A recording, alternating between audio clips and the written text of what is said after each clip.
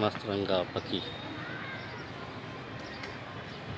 যে পাখিটার মাছ সবচেয়ে প্রিয়, কিন্তু সবসময় তো আর মাছ সব জায়গায় পাওয়া যায় না।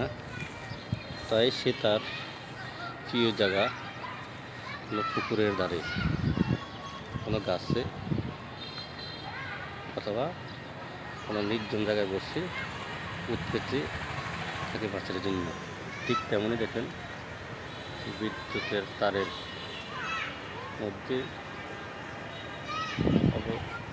অবস্থান করতেছে। যে তারটা পুকুরের এই পার থেকে ওই পারে গেছে শিকারের অপেক্ষায়। দেখতে আরো কিছু পাখি করে যাচ্ছে।